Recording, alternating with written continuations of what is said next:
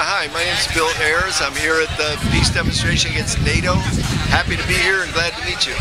We can't talk to you without talking about the current president right now, man.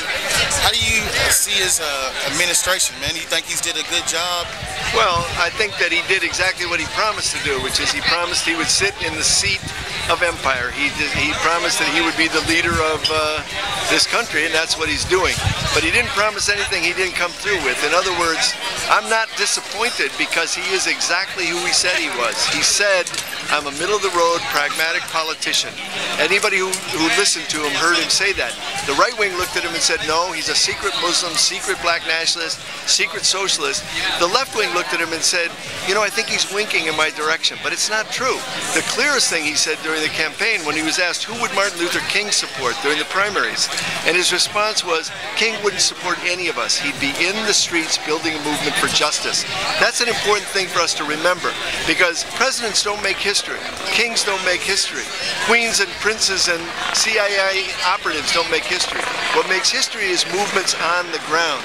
LBJ wasn't part of the Black Freedom Movement, FDR wasn't part of the labor movement, and Abraham Lincoln never belonged to an abolitionist party. It was movements on the ground. So we spend too much time wringing our hands and looking at the sites of power we have no access to. The White House, the Pentagon, the Congress, and too little time looking at the sites of power we have absolute access to. The workplace, the classroom, the street, the community. That's where we have to concentrate, and today that's where we are concentrating. The people united is what we need to build, and we need to build it across issues. We need to build a popular movement of the 99%. It's underway, and here we are. So let's do that and not worry so much about what the White House is doing, which is all very predictable. You mentioned the 99%, man. How would you like to see the Occupy movement play out? Well, the thing about the Occupy movement is it's a metaphor more than it's a program. Or another way of saying it is it's an invitation, not a point of arrival. So the way that Occupy will evolve depends on how people move into it and take it seriously. What they've done already is to open a public space that was not open before. Every hope, every dream, every aspiration, and every grievance can come into that public space and be heard. So here in Chicago, Occupy has morphed into a group that's taking over the schools that the city is trying to close, that's occupied the mental health clinics that the city's trying to close.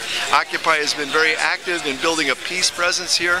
So Occupy is anything and everything. Occupy is not an entity, or it's not a defined endpoint. It's an invitation. So I think we should all take the invitation. What will happen in the future of Occupy depends on those who participate in it. I get very annoyed with old people, my generation, or academics sitting on the sidelines and throwing rocks at Occupy as if it should be doing something that it's not. You want to help shape the future of Occupy? Join Occupy. Nobody's keeping you out. Get in line. Go to the General Assembly. Mic check. I heard a lot of people talk about they would like to see Occupy become a political party, a political movement. You think that is a attainable goal? Well, I'll tell you, I think it's too early to say, and I think it's too early to kind of make that kind of pressure on it. In other words, the response of power to Occupy is absolutely predictable because it's the response of power to everything, including Martin Luther King and Rosa Parks. The response of power in the beginning is you ignore it. The second move is you ridicule it. The third move is you try to co-opt it and make it part of your thing. And the fourth thing is you beat the crap out of it. And they've done all four things to Occupy in every city that Occupy is sprung up at, and they're repeating as necessary. You ignore, ridicule, co-opt, and beat up. The fact is that there are a lot of people trying to co-opt Occupy and say, get involved in the election, do this, do that. Why? If you want to be involved in Occupy, join Occupy. If you want to be heard in the General Assembly, get in line. You can be heard, and if your ideas are coherent and convincing, then that's the direction Occupy will go. But the idea that somebody outside should say, oh, you all ought to come in and join the Democratic Party, I don't see it. I don't see it as happening, and I don't see it as the right move. They have to maintain their independence as well as their engagement. It's that tension between independence and engagement that's going to give them life.